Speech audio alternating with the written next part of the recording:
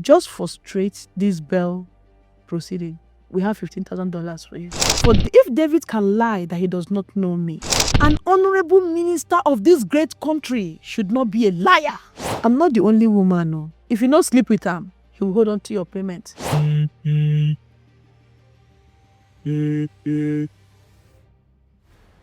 Hello? Good evening, sir.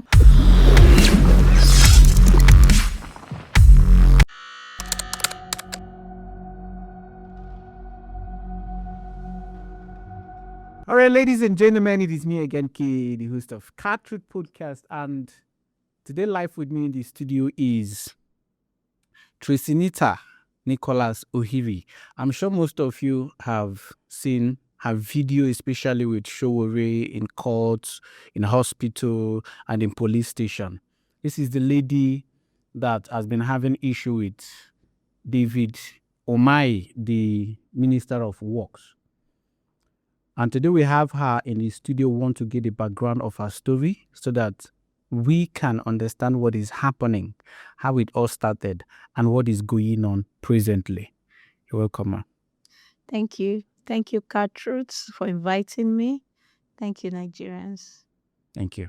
So it's going to be just you telling us your story, but we've seen clips of some of the things you've said in court during the whole Higi Hagai with these people that speaks English. So want to get the background of the story, how it started and what is going on currently. Please, you have all the time. So start from the beginning and make it comprehensive enough for everyone to understand. Thank you. Like he already told you guys, my name is Tracy Ohiri, aka T World Billions. I'm a businesswoman, a lawyer. Can you just be looking at me? Okay. Yeah. I'm a businesswoman, a professional baker, a lawyer, and a linguist. Yeah. So it all started in 2008 or thereabouts.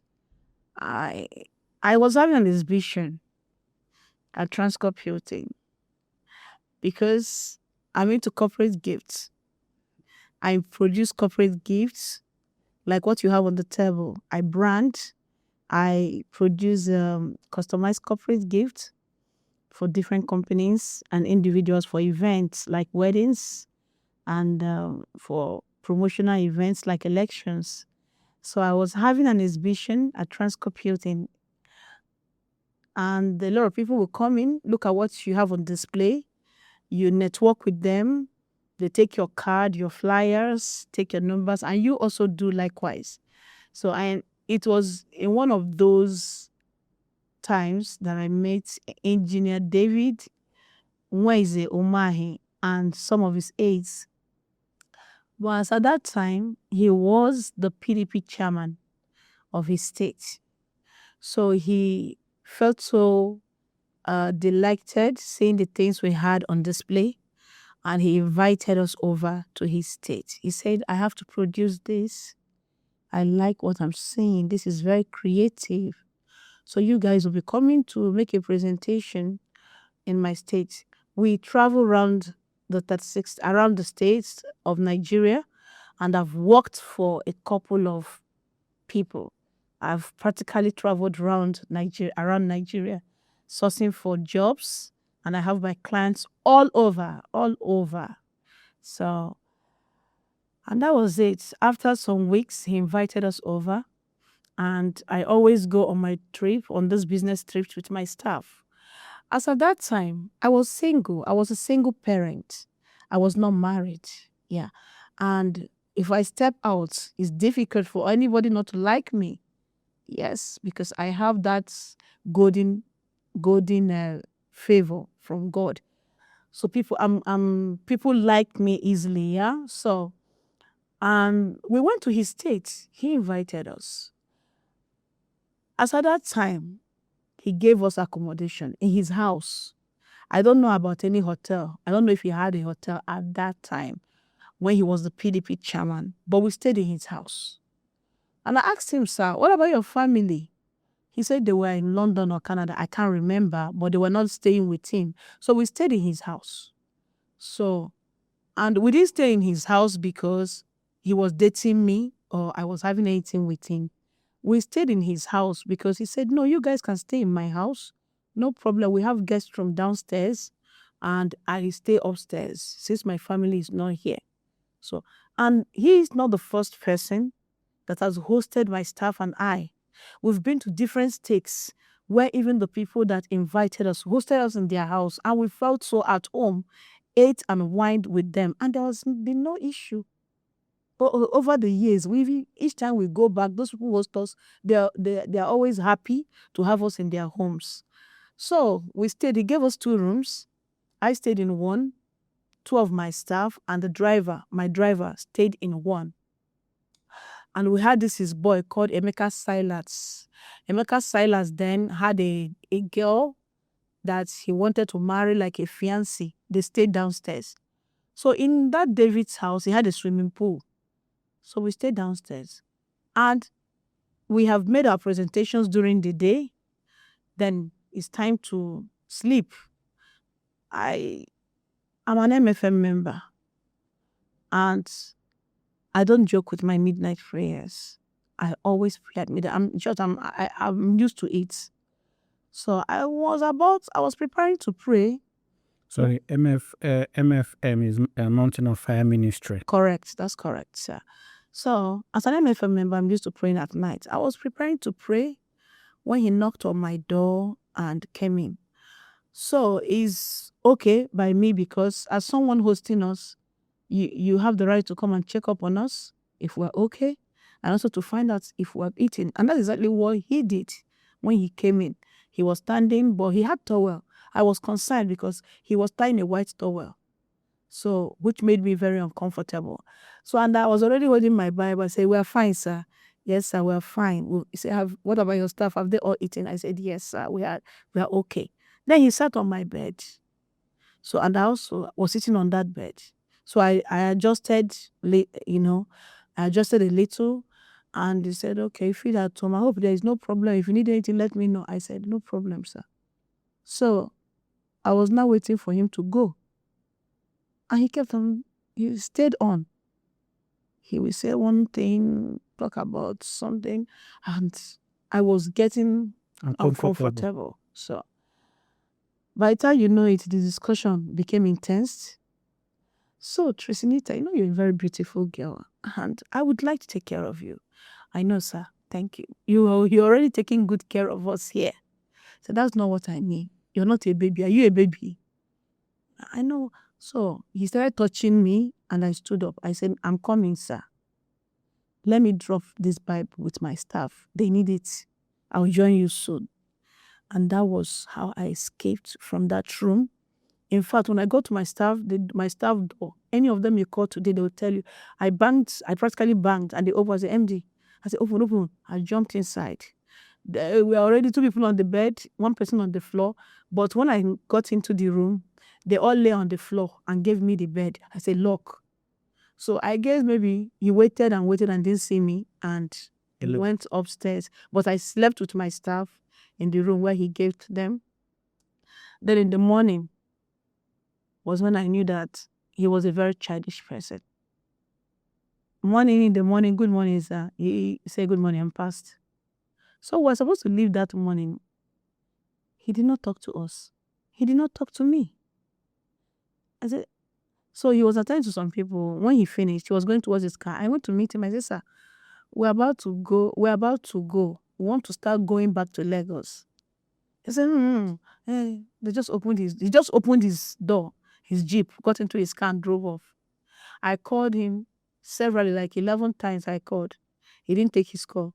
I told my staff, "Please, driver, come, get into the car, let's leave here." We left. That gave me a very wrong impression about this person. So we left, and I didn't call him again. After some months, like 9 months or thereabouts, even after 1 year, he called me. He said, "I would like you to come to my state. I want to produce something for my governor."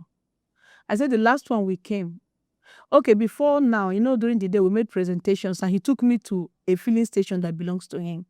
There's a filling station that he owned. So these were the two places we went to. After making that presentation, he took me to his filling station. In that filling station, I filled up my tank because I always want them to have fuel in the tank so that if there's any movement, we will not be stranded.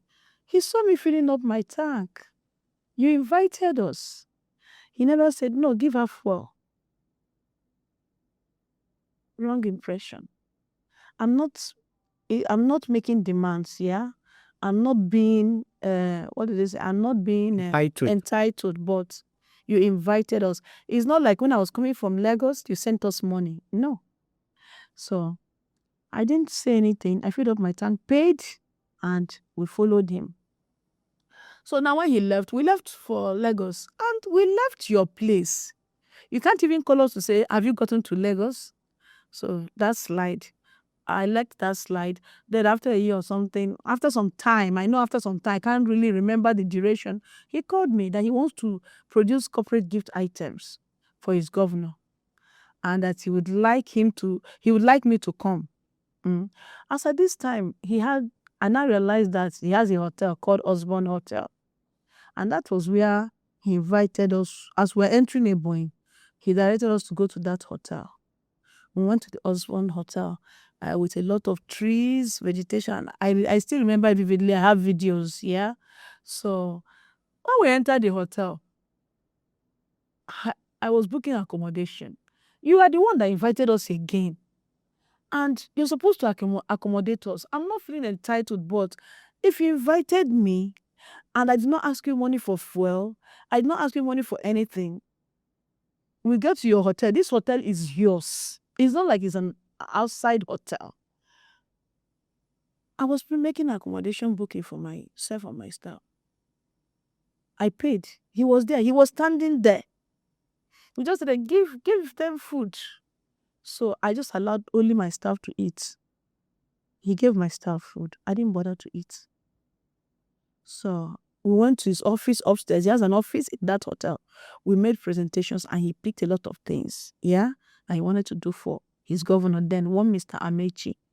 I remember. Mr. Lechi. Okay, a Lechi or something. But he was an elderly man.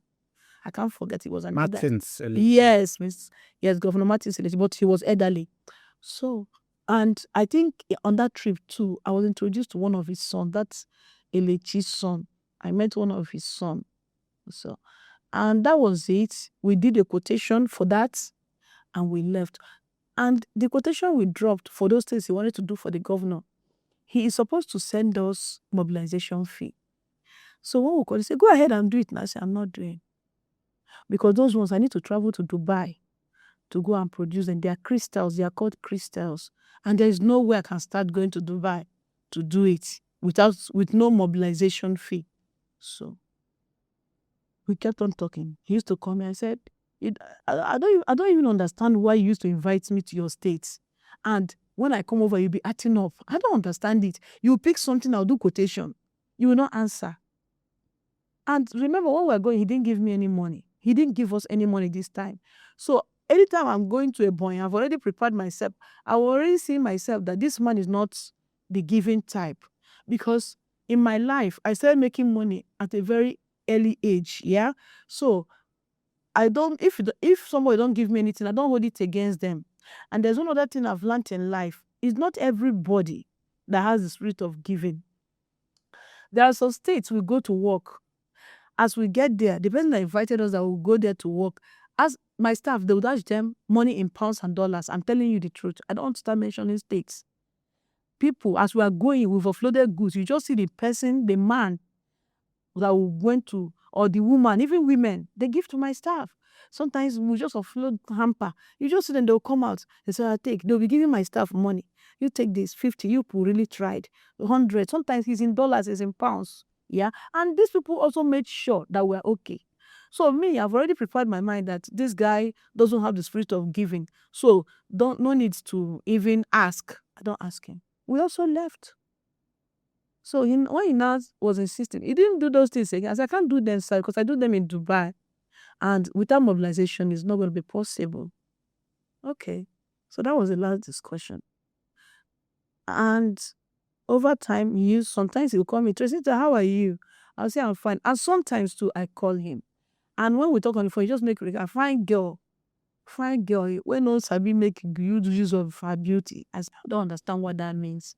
So we'll just leave it at that. Then one day, I was sleeping. Umahi called me to come. No, before then, he called me again to come. Now, Umahi is now the deputy governor. He has now become the deputy governor. So when we got to Umahi's place, we went straight to the office. From Lagos again? Yes, from Lagos again. He has now become the deputy governor. I said, okay, maybe those times he really didn't have money or much. So when we went there, this time around, he has built a new hotel. Either he built a new or he scattered that first one we used to stay. There's a hotel that he renovated or something, but the hotel changed from what it used to look like before. So we went to his office as a deputy governor this time. That was where he hosted us. Remember, the first time was in his house and his filling station. The second, and that filling station, he was constructing a road by that filling station at that time. You see everything in the videos and the pictures.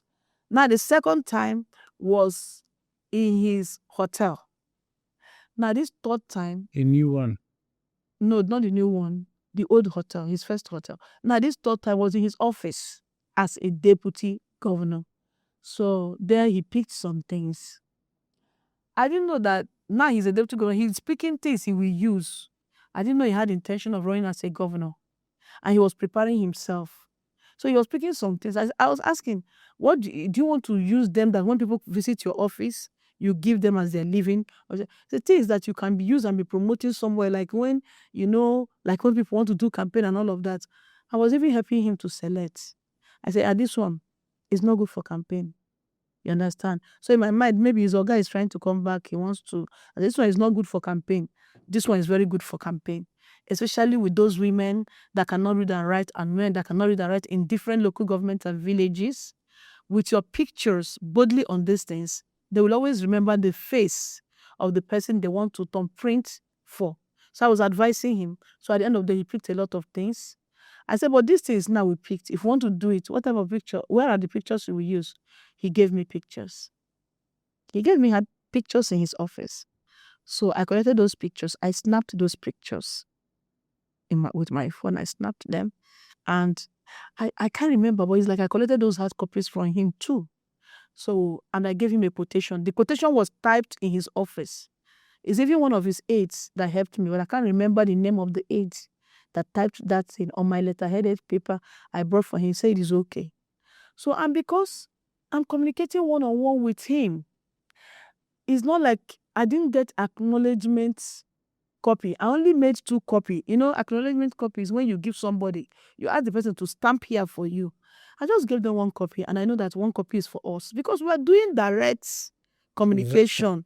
Like if I go to CBN now, I give them a letter, I must make sure you stamp 1. So I took my own quotation, and me and my staff left Ebonyi State that same evening because there was no need staying, right? We went to another state. We were going to Enugu. So since Ebonyi was not far from Enugu, we said, okay, let's just move direct. We just went straight to Enugu. So this time there was no sleeping. Then in 2009, someone woke me up. After my morning prayers, my phone was ringing when I was about to conclude it. I now finished prayers and picked it up. It was Umahi. He told me, Tracy, how are you? I want to run. No, I've decided to contest for governorship. I said, that's good. So this is good news. Congratulations in advance. He said, it's those things I put in my office that time. I wanted to produce it for my gas election, but now I want to use it for myself. So I said, okay. I gave you the paper and I said, will I remember where I kept it? Will I remember where I kept it? That was what he was saying. So I felt maybe after our discussion that day, he will go to check. So he didn't go to check, but he called me back again. He said, you have your own copy? I said, yes. Yeah. All those things we picked that you said is good for election. Just go ahead and produce it. I said, I can't go ahead and produce it, sir. He said, this one too, are you making it in Dubai? I said, no, I have them. I have some of them, but I don't have all. I have to, like a size book, you have to print on it. There are some things I still need to gather together. Some of the things he picked, deck stuff and everything, I have to bring them, I have to buy them. So the only thing I had was, there's a particular pen he picked. That one I have it in stock, but the rest, I had to buy them. Because I use other people's job to display for him. I said, please go ahead. I'm assuring you, will not have any problem. Now that I'm contesting, and by God's grace, if I win, you will not have any problem. I didn't still go ahead. Because this is someone that since I met him, he has never given me a kobo. There's a way that friends will be investing in your life. When they want to do something, you will go all out. You understand? Like since I had this issue with him, a lot of friends and families, even people I've not seen in 15 years, they've been calling, asking me, how can we support? How can we help? This is an injustice. So people on their own say, please, we want to support. We want to support. Do you understand? So this one, since I met this man, the only thing he gave to us was the food he gave to my staff that day in his hotel. He has never given me a kobo. But this is the twist around it. Now, he called me one last time, one evening, and said, please, he wants to talk to me. That I should go ahead and produce these things. That I should just have it in mind that he's going to win. And that once he gets into office, he will clear every debt he owes me. In my mind, I'm like, this guy has called me 3 times regarding this. And let it don't be like wickedness. Let me just go ahead and see what I can do for him. You understand? So I now went ahead, did my children's school fees. I took a personal loan. You know all this loan that when you take, every month you'll be paying interest. Like if you take 2 million, they tell that you'll be paying 10%. I took that loan from a guy called Bayo that works in First Bank.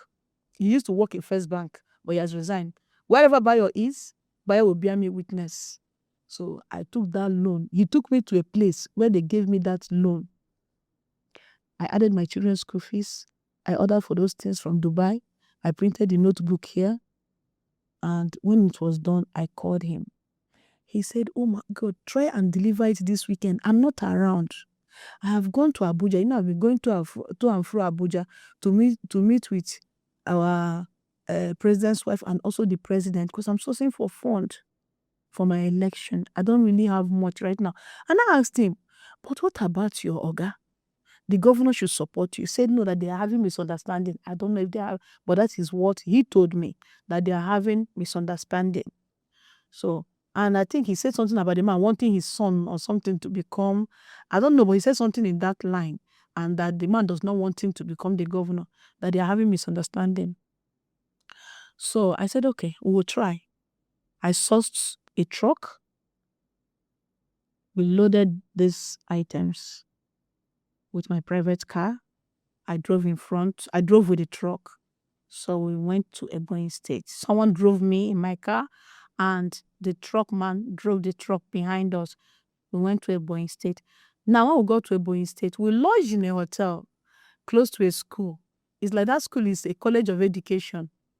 I can't remember, but it's not a full-fledged university. It's like a college of education. That was where we lodged. I got into Ebonyi State. I told him that we're in Ebonyi State. I told him where we lodged. He said, okay, no problem. Because we got in at night, which was on a Friday evening, that his boy will come for us in the morning. In the morning, he sent the number. He called and said that his boy is coming, that he has forwarded the address of where I am to his boy. And truly, the boy called me and told me that he was outside. So we all came out, got into my car. The truck man got into the truck, and the guy took us straight to Umahi's house. So, you see, I can't really remember vividly the name of that school. There's a hotel. If I go through my evidence, I will get all these facts because I've stored all these things and archived it. So we got to the Umahi's house, and I saw the little daughter called Paradise because I asked her name. She said her name is Paradise. So I was playing with her while my staff were offloading the items that we brought. That boy and other boys of Umahi helped. Even Umahi's wife was around on the day I offloaded his goods. The wife was around because she came out, she greeted us. So I realized she was making up inside, but she greeted us before she went back and somebody was making her up. So that is it. We offloaded. When we were leaving back to Lagos, I didn't have enough cash. The truck man had to buy fuel. So it was when I got back to Lagos 2 days later that I sent the truck man some money. And he thanked me. He was very grateful. So he called me from Abuja. When I told him, we are back, I'm in Lagos now, he thanked me, he was very grateful. So I didn't ask him for money. I didn't bother him. The election went well. I gave him 1 year and 8 months because I know that usually when they get into power immediately, they don't usually have money until budget and everything is passed, and then the federal government will start sharing allocation. So I was still very patient. After 1 year and 8 months, something happened that made me very angry. So one day I called him. He said, "Are you coming to Ebonyi this weekend?" I said, "No. What am I coming there to do?" He said, "Come now, host you, we'll have a good time. Allow me to take care of you. I want to date you. I want to take good care of you. I want to make you my woman." I said, "If that is the reason, I'm not coming. How far with my payment?" He said, he just signed. So this one I'm telling you is not important. I said, "No, it's not important to me right now. I need money. I'm trying to pay school fees." He said, "Okay." Later, he off the phone. That was how we entered our call. Then something happened. His father or his mother died. His father is like his father or his mother, one of his parents. He lost one of his parents. Immediately he became, few months or that period, he became a governor. Yes. Yeah, there is somebody he lost. So in my mind, I'm like, when I was hearing about the death of the person, I called him. I FaceTime with him. I said, "Oh, so sorry." He said, "No problem." But after all this while, he's been asking me out. He's not talking to me harshly. You understand? He's no longer talking to me the way he used to talk to me before he became this governor. So I didn't still take it to her because I felt that when they become governor, too much the pressure they their head. So, but when he lost that person, I finished felicitating with him. I said, "Okay, how is the plan going on? Do let me know the type of gifts that you'll be needing for your guests, from premium gifts to all these governors that will come, so I can prepare it on time." He didn't answer me. He said, "Bye." He off the phone. So in my mind, I'm like, there is no way I did campaign materials for David Umahi and he will not remember to give me job for the burial of the mother. Yes, it was the mother that died. My brother. And of course, that is why you were making all those sacrifices for future contracts, businesses. Which is what he assured me. I will be calling Silas, Emeka. I said, "How far now? The burial date is getting close. Oga no go use souvenir." I say, "Call her now. You know, David and your friend, they are the Oga, they talk well now. But make I go ask them. Where I go? You know, so Oga they harsh. If you just go, they ask and this kind of thing. You and the Oga, they very close now. Make you call him." I don't see myself calling David that I helped to start begging him to give me job for his mother's burial. No, I can't do that. This is someone I just helped. It's not been long he became a governor. So why should David all of a sudden forget that Tiwadi gift is here and she makes corporate gift? I don't know if you're getting my point. So I had myself. I didn't call him. My brother, before my very eyes, David conducted that burial. I was put in the picture. Even the boy, his boy, Emeka Silas, was asking me, "Are you not coming for Oga's mother's burial?" What now they go there, go fine. What now they go for burial where they no give me gift item?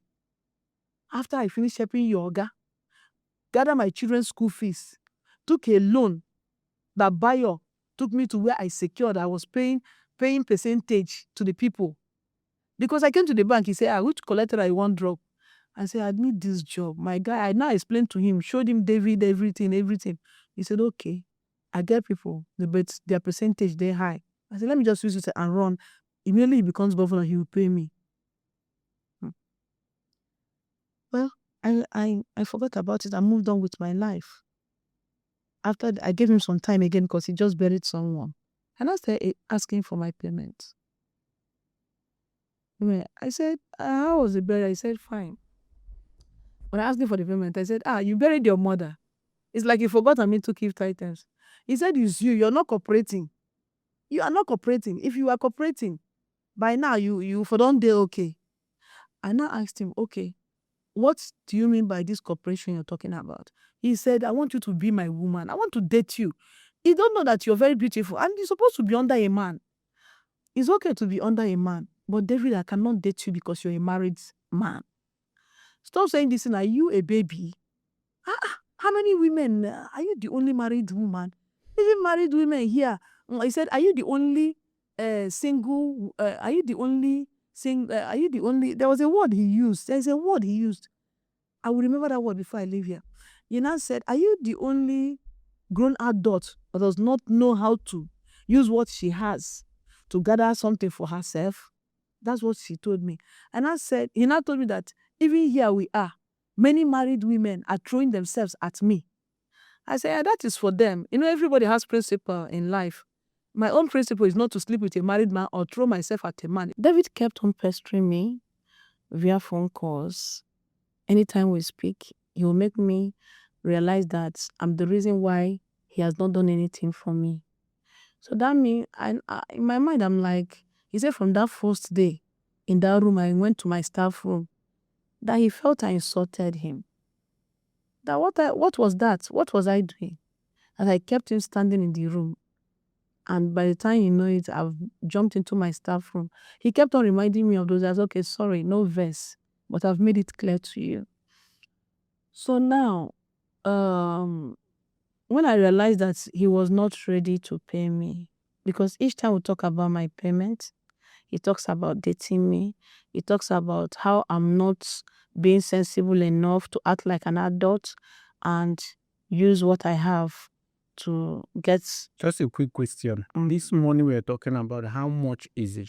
Okay, as the initial invoice was 25.4 million, but times 12 years. Because remember, I took a loan, an individual loan, and I'm a businesswoman into importation. I bring in goods. I have over 5,000 products in different supermarkets. So imagine if I had used that money 12 years ago, when dollar was still about 130, 160, to import goods from China and Turkey, like I always do. I bring in 40-feet containers. So, you know what? Do you know what I would have made with that money? Because there was a time we were loading containers with 10 million naira. With 12 million naira, your 40-feet container is good to go. Not today. I mean 12 years ago. So he held on to my business capital. So every year I add it for him. So as of today, what he's owing me is 304 point something million. 304 4 point something million, yes. So when I now realized that this man is not willing to pay me, he just wants to hold me to ransom. One day he called me. I picked up the call. I said, should I send my account details? He said, no now. How far? Are you coming to Ebonyi this week? I said, I'm not coming. Please, sir, with all due respect, can you credit me? I want to pay my children's school fees. I am tired of decent talk. I have told you that I don't want to date you. I cannot date you. You're a married man. It's against my belief. Please, sir, send me my payment. Why are you always asking me out when I'm asking for my payment?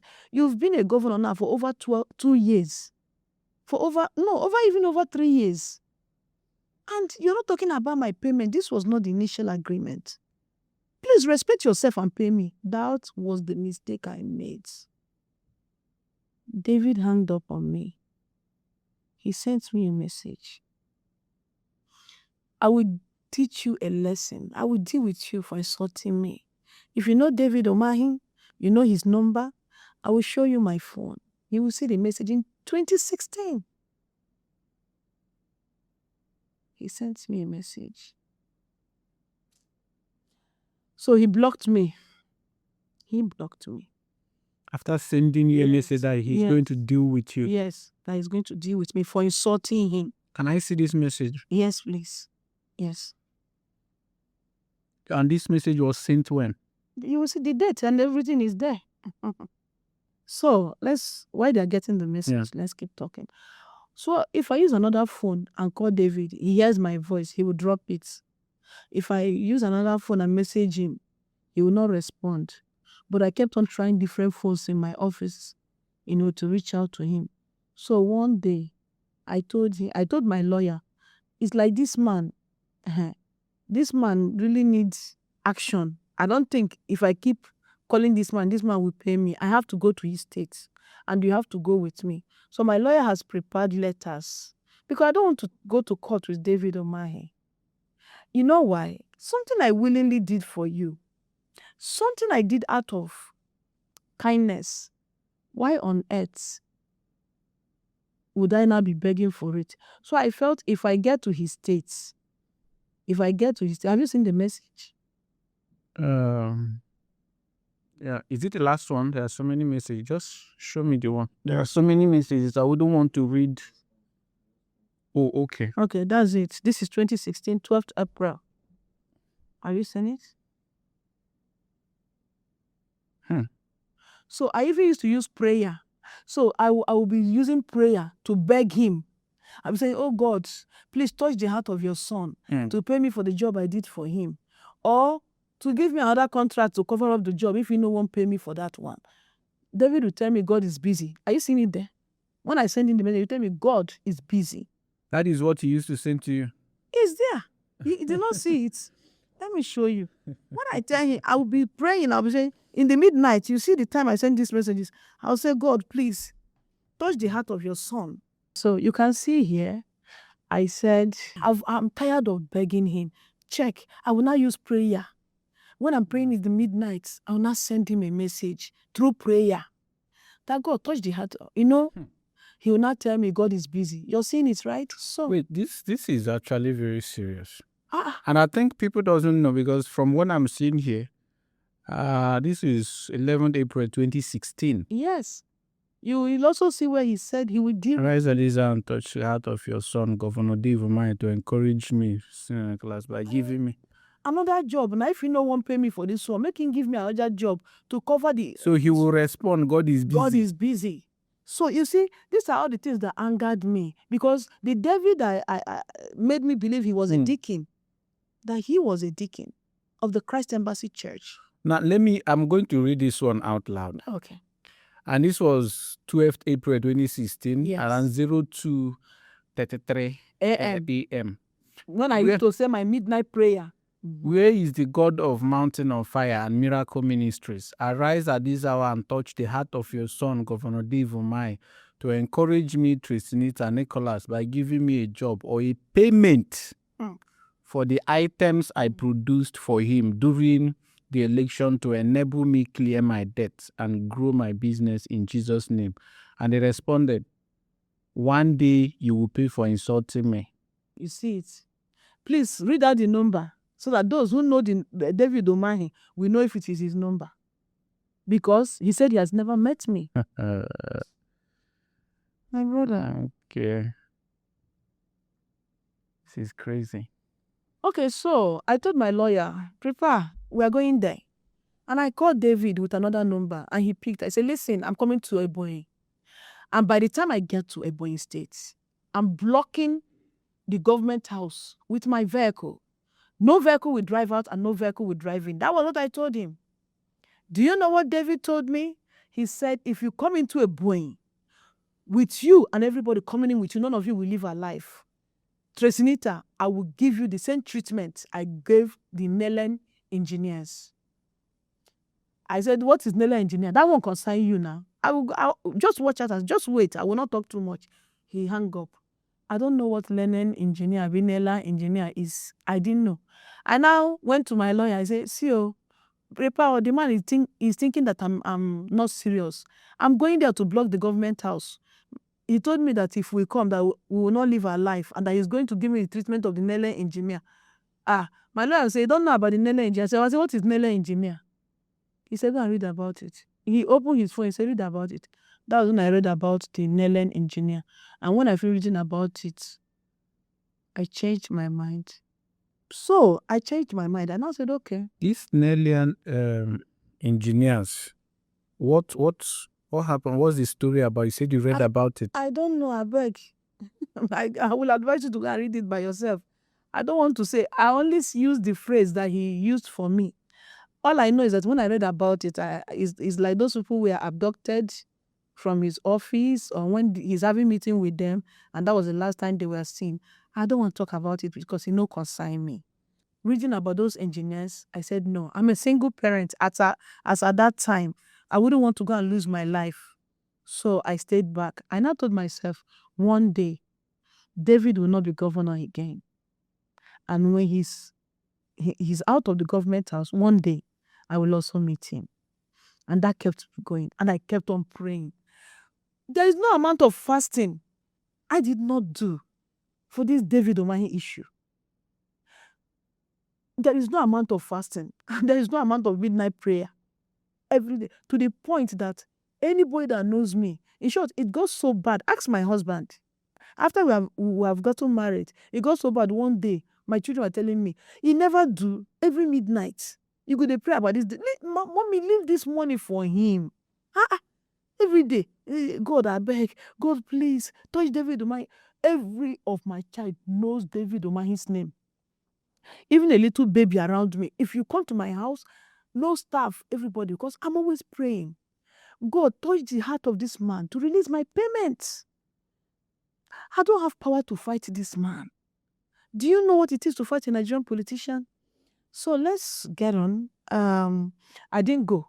David finished his tenure. They know they tire. They know they ever tire. Once they have tested that money, they know they ever tire. He became a senator. I said, okay, Abuja will be very easy to meet this man. I was preparing that, okay, and then settle in as a senator.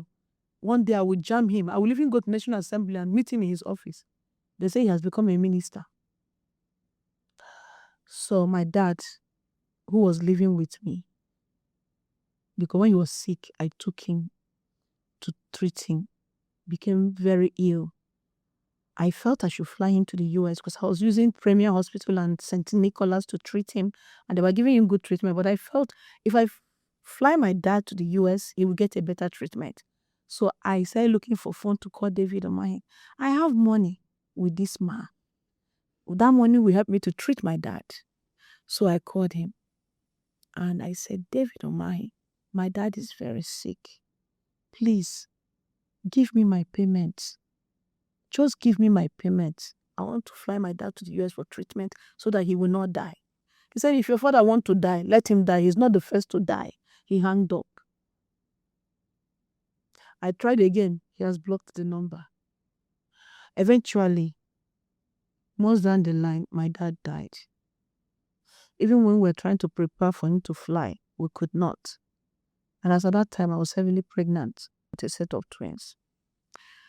My dad died. When my dad died, I came on social media. That was the time I came on the social media. I was not talking like this. I was weeping. I remembered what David told me. He said, if my father wants to die, he should die. He's not the first to die. I was crying. I was begging Nigerians. I was not ashamed. I need money to bury my father. As at the time I came on the social media, my dad was in the mortuary.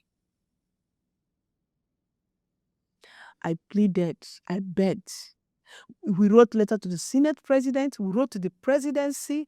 We wrote to David Umahi countless times. My lawyers did. Over this case? Over this issue. If we never give David Umahi, we don't write more than 30 letters.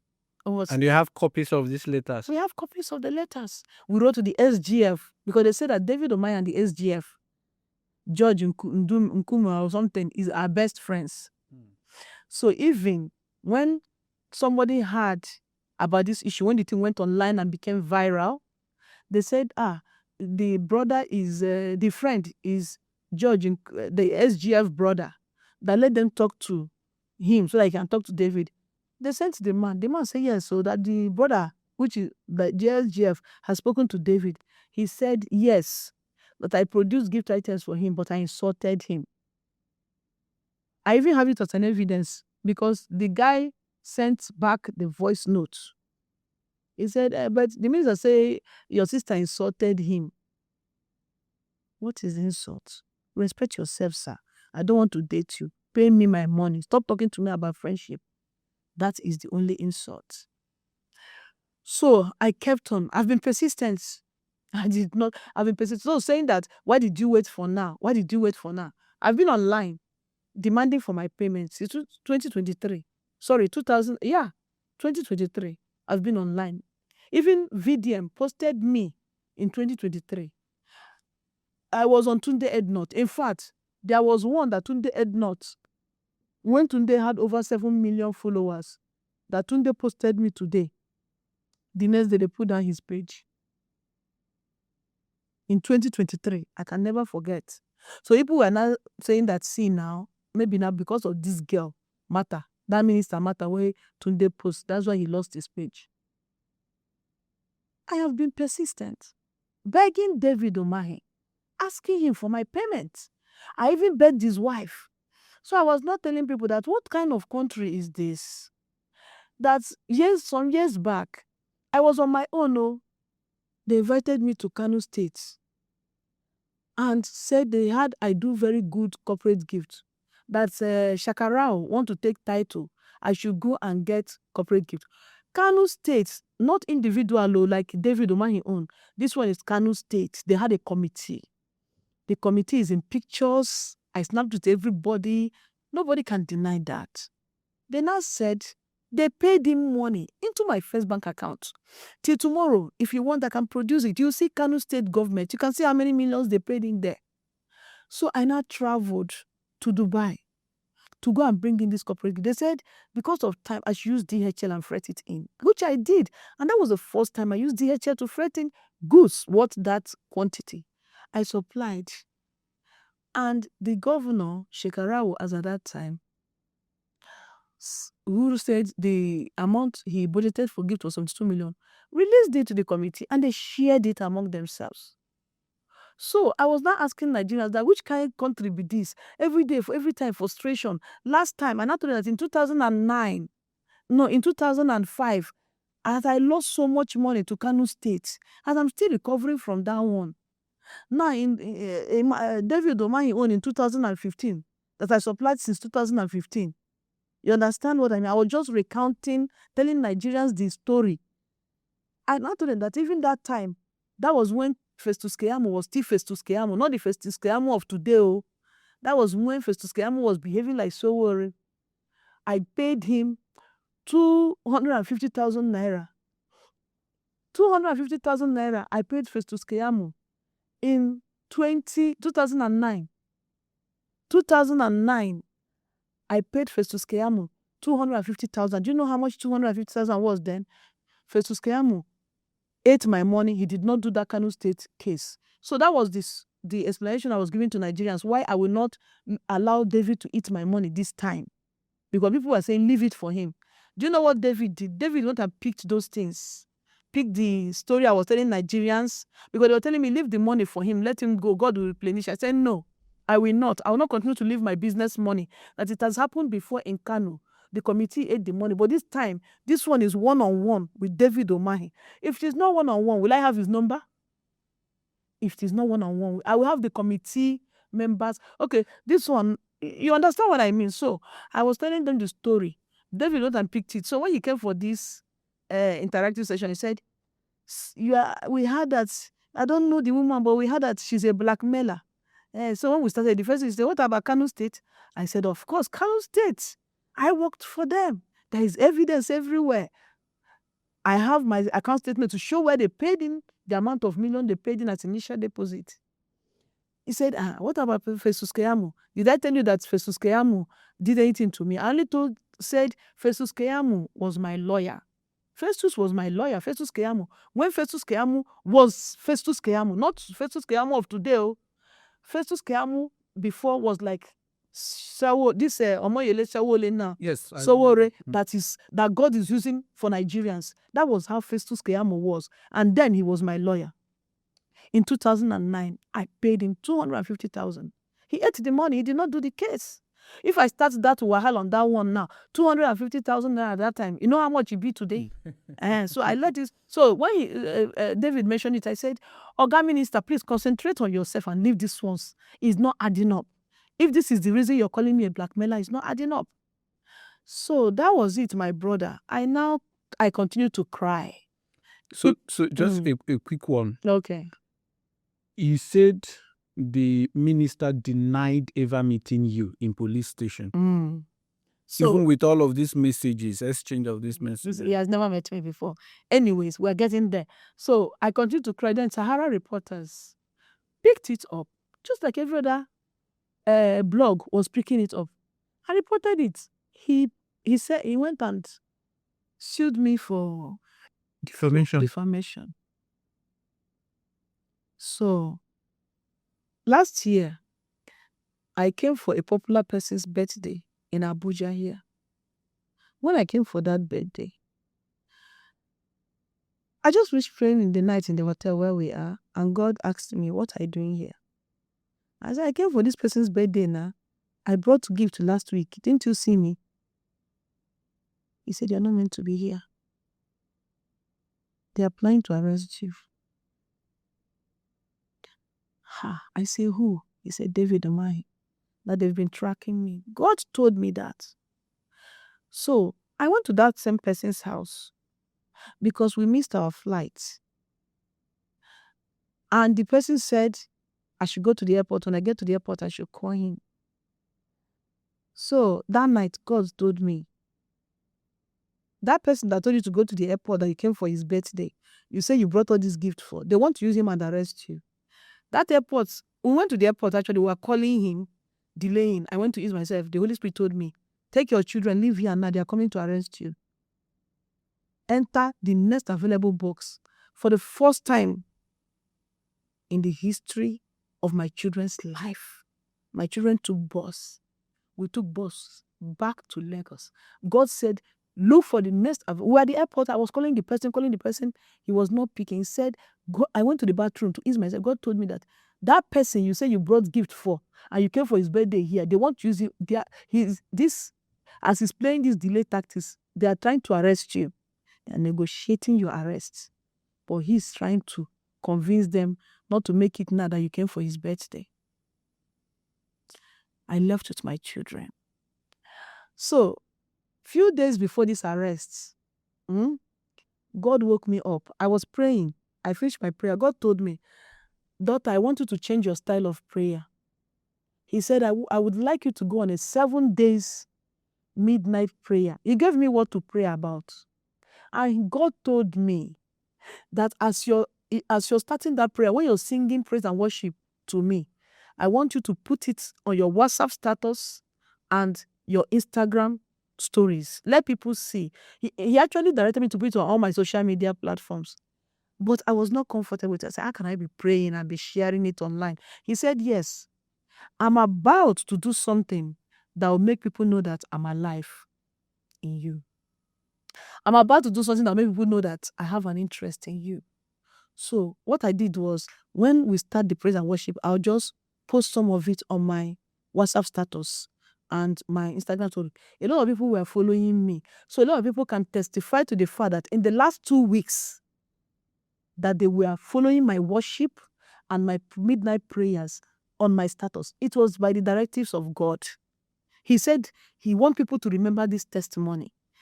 So when I now finished, he now told me that the reason why he asked me to go on that prayer is because David Umahi wants to arrest me. But that he's going to disgrace him. That he will use this, my arrest, to give David Umahi a national disgrace. But God never told me the day they were coming to pick me. Ask him. 7 days, we bombarded heaven. And I did everything God asked me to do. People were following me on my WhatsApp status and my Instagram. I was posting the prayers as God gave me. He said he wants to give David Umahi a national disgrace, and that as he has hardened his heart and has decided not to pay me, that after this national disgrace, that he will carry out the judgment of Psalm 109 on him. I now went and opened Psalm 109 to read what it is all about. So now, I just dropped my children off at school on Tuesday.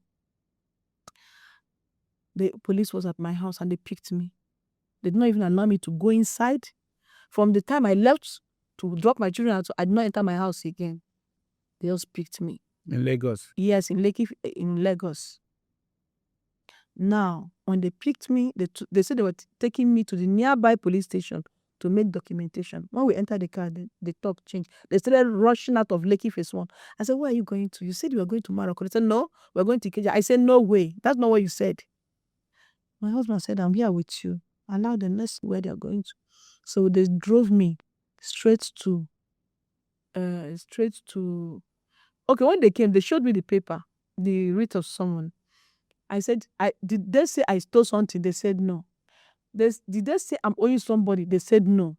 Defamation. I said, okay, since it's defamation, no problem. But remember, my heart was so strong. You know why? God had already told me that David Umahi was coming to arrest me. But what he did not tell me was the day he was coming to arrest me. So, and he had already given me instructions. So they picked me, went to Ikeja. My heart was so strong. You know how they pick somebody like your heart to be shaking? My heart was so strong. Hey, because already God has informed me.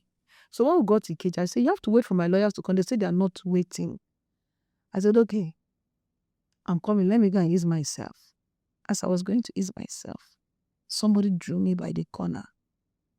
I don't know if he's an officer, but he's in that same command, and told me, Madam, we know that you are innocent in this case, but are you aware that a lot of money has been paid for your head? I said, not aware, sir. He said, please, as they're taking you to Abuja, be careful. They have told us that we must do everything to make sure that we turn this case against you. They even said we should not allow your lawyer to meet you. Because my lawyer was coming to meet them so I can sign. Let me go to Abuja on my own. They refused.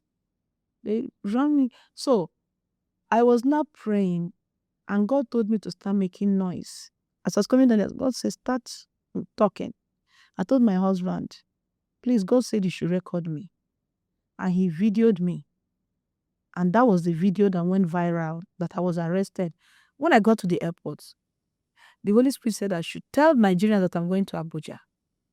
That was why at the airport, I started telling people, the man who has been owing me for 12 years had just arrested me.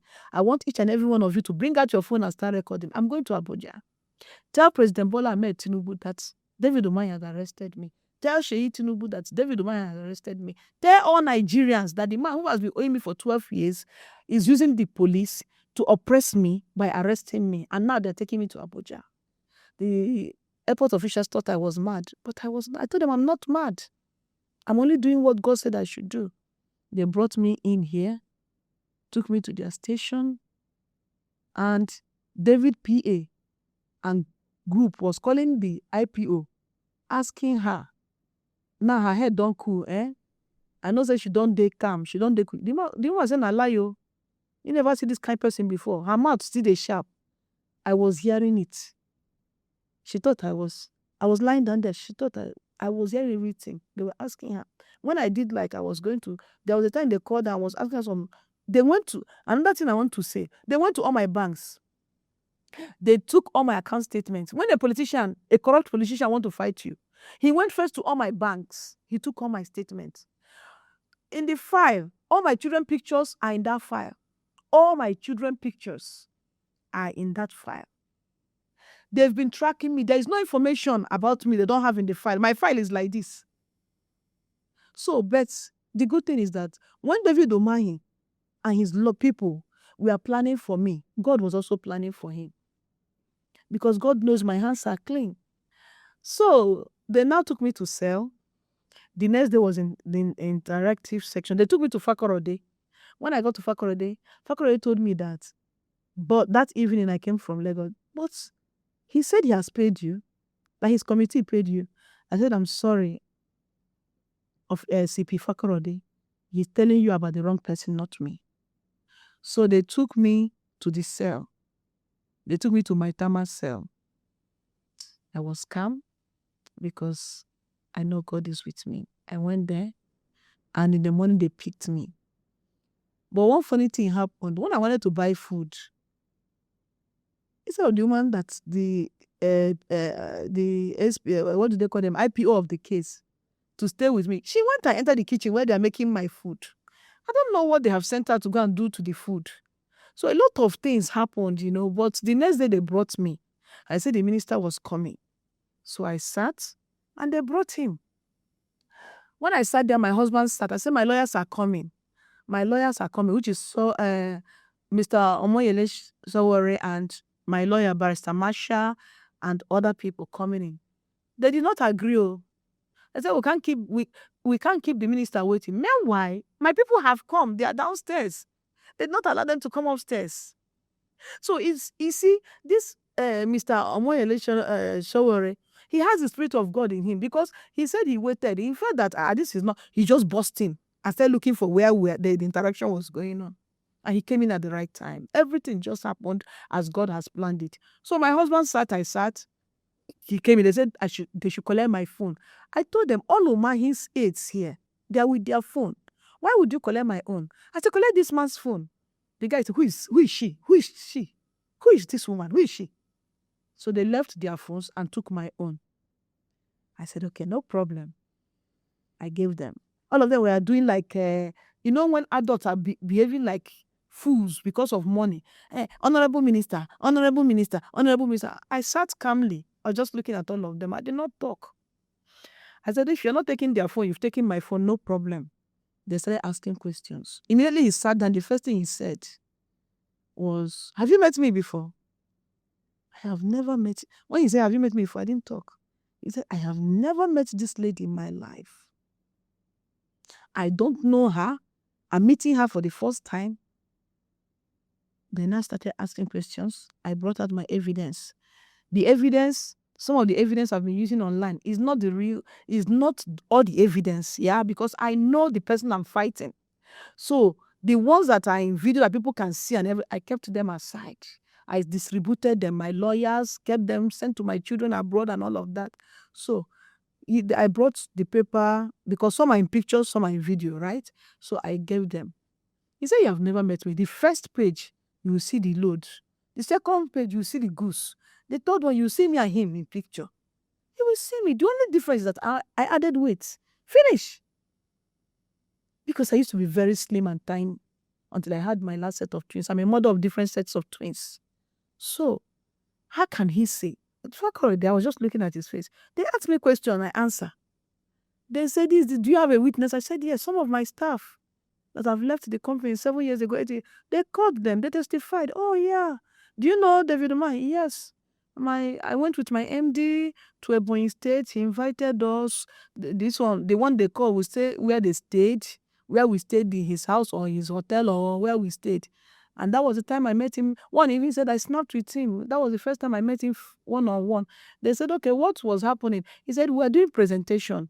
We carry our things and display. He wanted to do corporate gift. So the evidence was hitting him so hard because that was not what he expected. As he came with one son like that does not know his onions in law, as he came there, they wanted to intimidate me with all those lineup. You understand? They felt that I will kneel down, I'll go on my knees and start begging them. But I was prepared for David. So as the truth was hitting at him, he could not stand it. He said, I can't stay here and be listening to all this.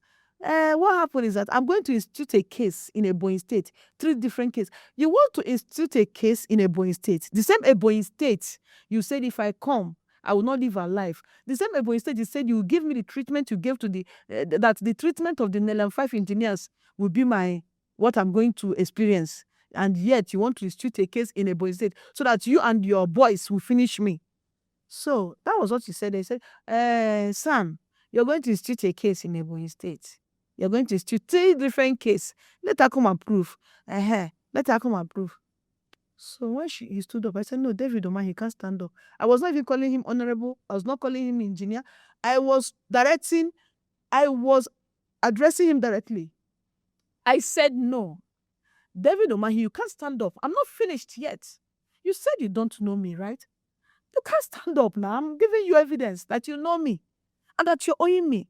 So police, as he was standing up, I want to rush at him because I've already made myself a promise that any day I see David Umahi, if I go for events like this, I go to look around whether they invite David Umahi.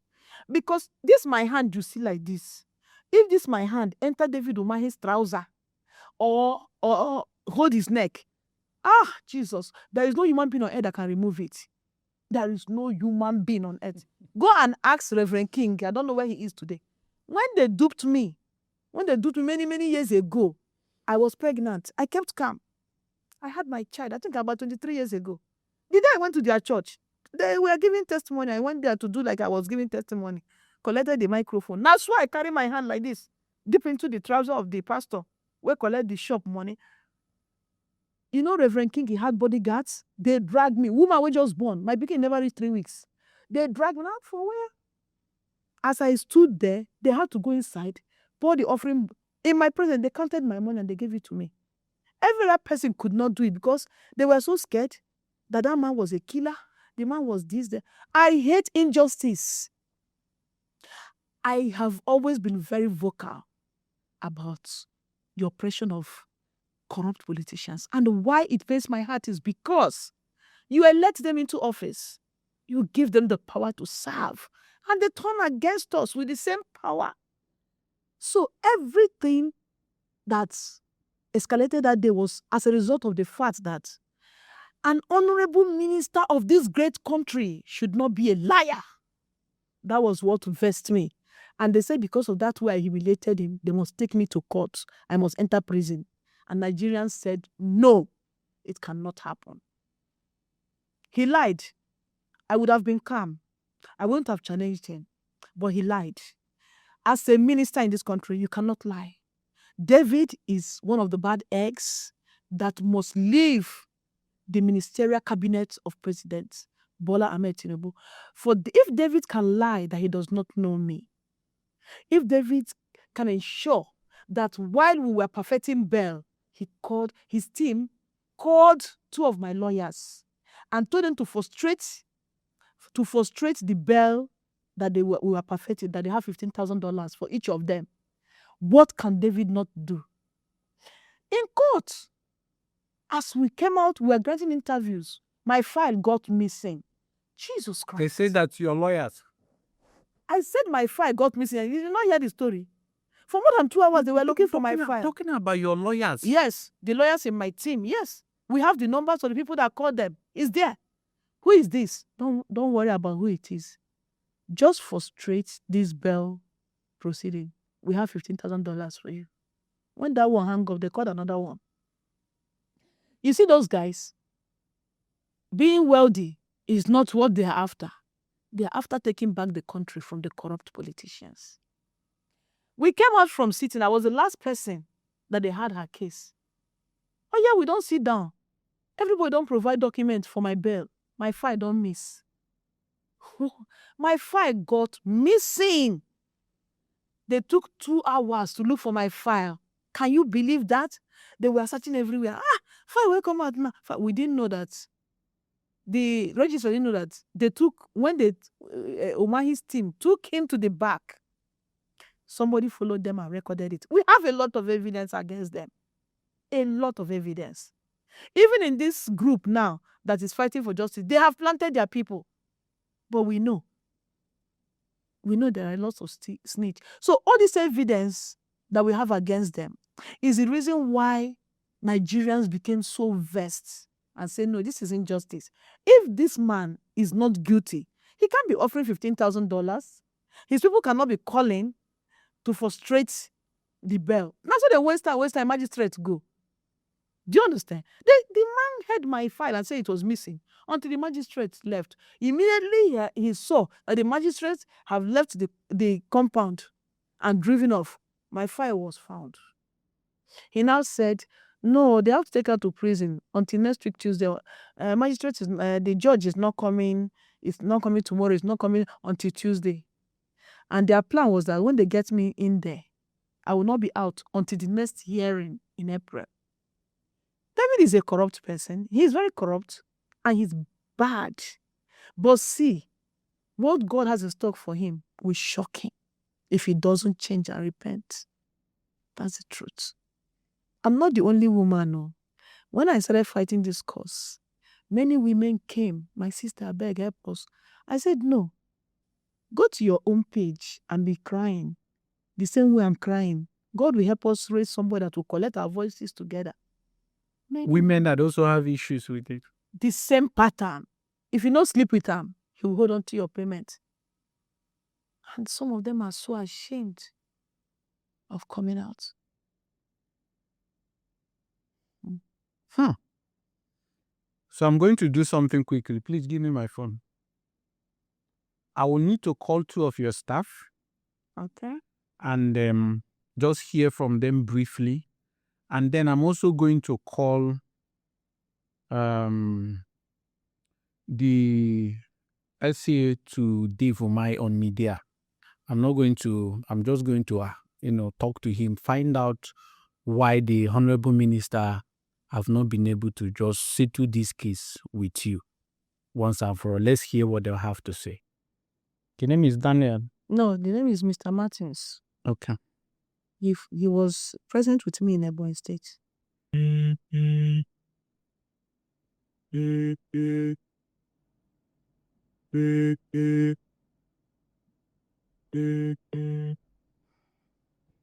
Hello? Good evening, sir. Yeah, good evening. My name is KAA, the host of KaaTruths podcast. Cool. And I am currently live as I'm speaking with you. I have Madam Tracy on the show with me. Okay. Yes. Yes, ma'am. And she mentioned your name, that you were one of the people who were with her on the first time she went to Ebonyi. State. Yes, sir. Yes, 100%. Yes. Please tell me what you know about this case. Just briefly. Okay, when David Umahi wanted to contest for governorship, I think he was deputy then during the election period, and he contracted my boss. Then I was working as a PA. So I went along with her to Ebonyi State. He launched out at his guest house here. So we made some presentations, and he needed pen and books for his campaign. Though I am not sure of the quantity, but it's really in a large quantity. And after which, we returned back to Lagos. And later we went back again for the final conclusion. And all of a sudden, my boss told me that I should ask him for her payment advance, and the man said he's going to get money from Jonathan. I think, during Jonathan regime to pay her, for the part payment. And that my boss should go ahead for the contract, that he doesn't have money yet. So after the contract, I was so shocked. Okay, sorry to cut you short. So I'm just going to quickly confirm 2 things so that we don't take much of your time, sir. All right. So you can confirm that she went to see Dave Umahi in Ebonyi State, and she met with David Umahi, the current Minister of Works. Yes, 100% yes. And you were with her? Yes, sir. Yes, sir. Did she at any point mention to you that Dave asked her to be his girlfriend, or came into her room with towel? I was saying that before you cut me short. Okay. Because when my boss asked for part payment for the work, Umahi told her that he wants to go to Abuja to meet Jonathan for funding. So my boss had to use her own money to do the project, after which we returned back to Lagos. Then when my boss was pressing for payment, the man invited us back to Ebonyi State, of which we went. I went with her. Then all of a sudden, my boss ran into my room. I think I can't remember the exact time, but I think it's around 1 a.m. or 12 past 12 a.m. So she was like, I say, boss, what happened? Umahi is disturbing her. He's making advances at her and all the rest of them. I couldn't talk because we are in his gate house. And security, he has a lot of boys that are armed. I was like, okay, auntie, boss, MD, you can chill with me. Daytime will go. After that, we went. I didn't put my ears down again. But he was really on her neck. I'm 100% sure. And I can say this even to his front. So Thank you. That was that one. Thank you so much, Mr. Martins, for your time. Thank you. I appreciate it. Do have a wonderful evening. Are you too? Okay. Another number. Okay. We have 2 more numbers, yeah? This one I've not seen him in years, but the father just sent me his number now. Please, what's his name? Udo Kama Wanko. He's a man.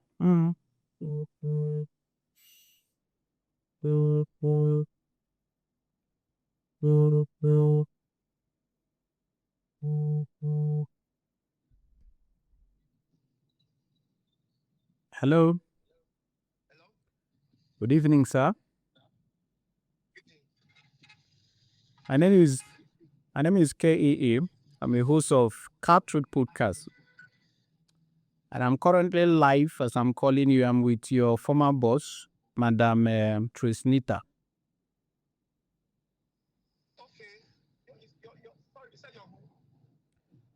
My name is KAA, a podcast host. I'm currently interviewing your former boss, and we just wanted to quickly confirm something from you. Is that okay, sir? Hello?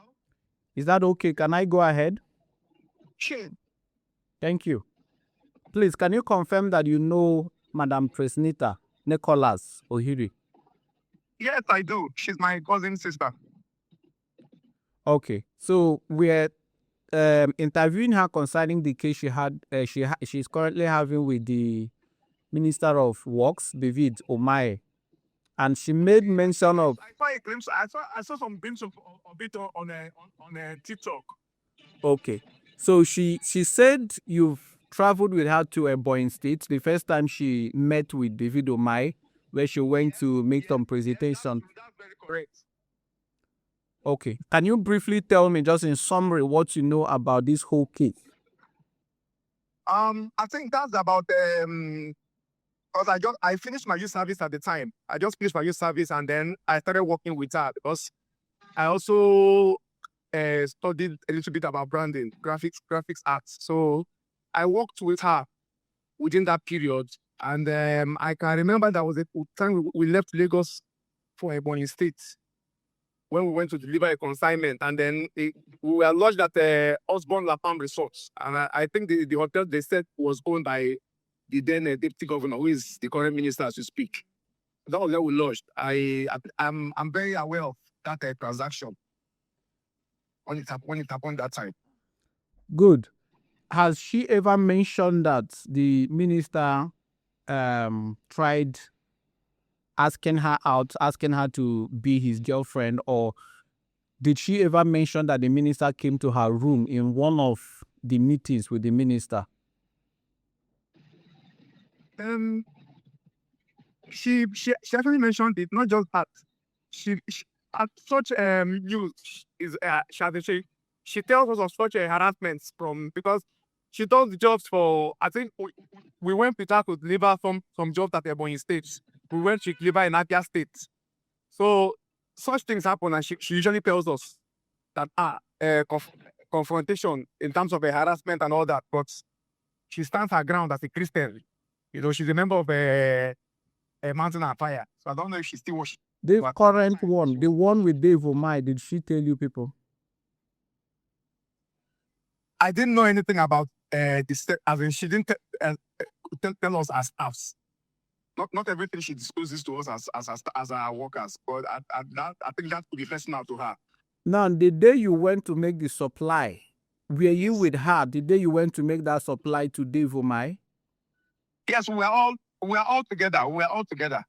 And you can confirm that she truly supplied some of these items to the Honorable Nisa. Yes. Yes. Yes. It's all right. Yes. Thank you so much. Thank you. Yes. Thank you for your time. I appreciate it. Okay. Another one. He's the driver. These people, some of them followed me at different times. Yes, I understand. This one, now when he followed me, we were lodged at his hotel. I am happy that Yeah, you were able to. I've even forgotten the name of the hotel until I go to my computer. Did you hear the name of the La Palm? Osborne La Palm. Chineke nna, Pico. I know the hostel now. Make you know, sir, no they lie. These are Dozier Ogo, a driver. Yes, he was driving me 7 years or 8 years ago.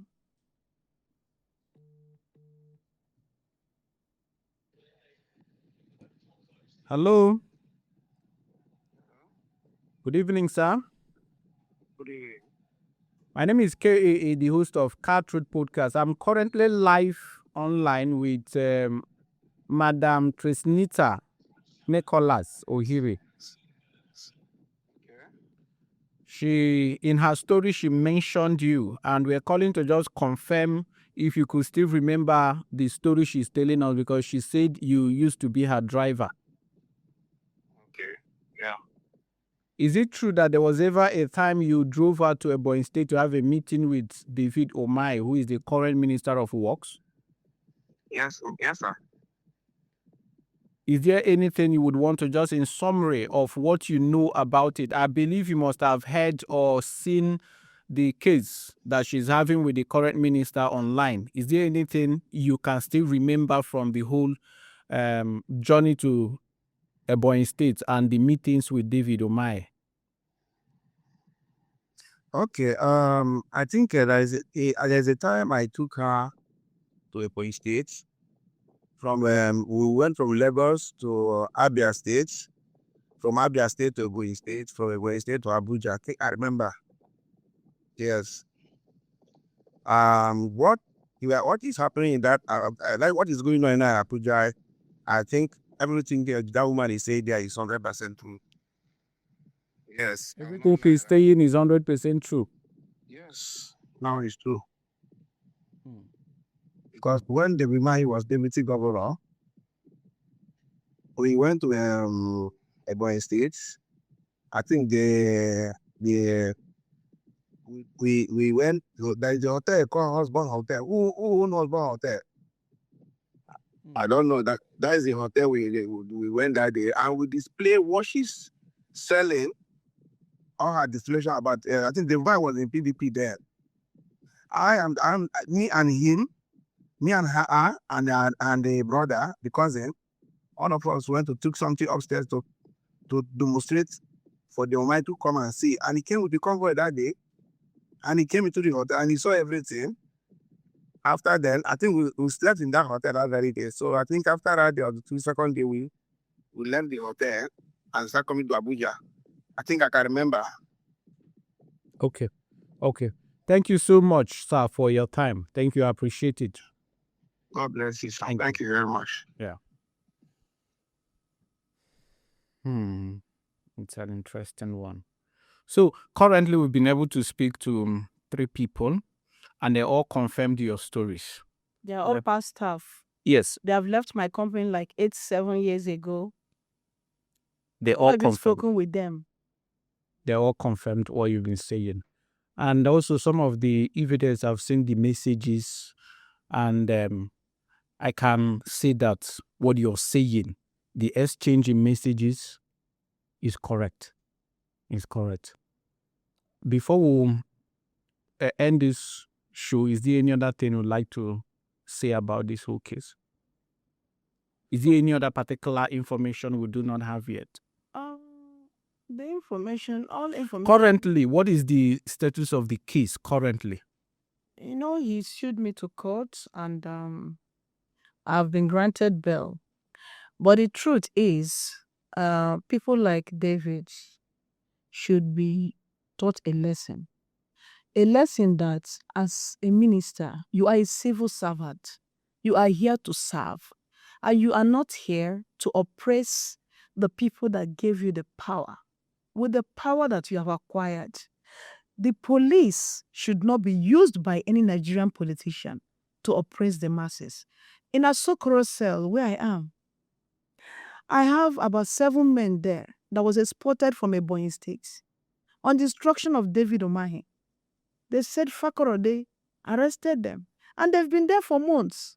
So as I'm out now, my conscience will not let me allow those men stay there. And I'm also calling out on families all over Nigeria. If you have anybody that David Umahi has locked up unjustly, because in my own case, if David can offer $15,000, if they can pay the registrar to frustrate my bail and declare that the case that was just had, that my file is missing, if David can do all that he did to ensure that I enter prison, do you know how many people that David Umahi has used his power and the money he acquired from politics to lock up unjustly? So I think God is about to do something in Nigeria. If you are someone that has a family in any prison, in any cell across the 36 states of Nigeria, and that person has been locked up by David Umahi unjustly, please do very well to contact me.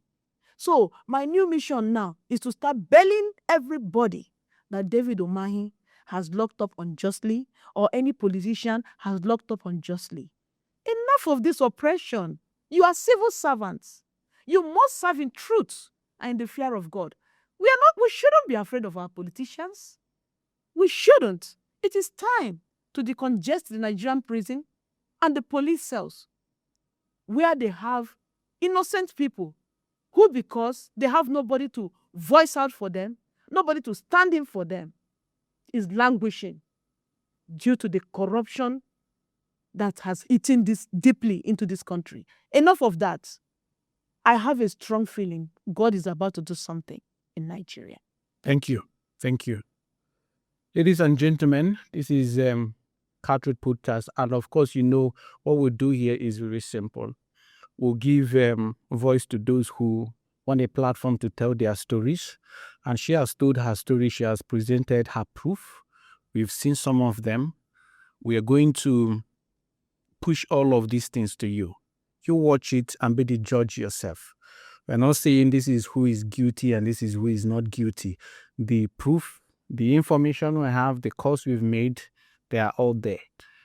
Listen to her story, look at the proof, and be the judge in this case. And I also want to appeal to the Nigerian police. The truth is, we have all it takes to become the best country in the world if the Nigerian police can do their job professionally. Enough of being a slave for those who have the money to pay for your services. If I do not have money and I have a good case against a big man, I should be able to run to the police with confidence that the police will stand for what is truth, for what is true, for what is just, and for what is fair. We should no longer allow our politicians to do as they please. And I'm also appealing to the courts to please do your job professionally. You were entrusted with the power to dispense justice, to protect the common man, those who do not have anyone speaking for them. I feel heartbroken that every time before we can get justice in this country, people have to gather, make noise and shout and scream and protest and do all of that before we can get the court or the police to do their job. Please. Thank you so much if you've watched to this point. See you next time.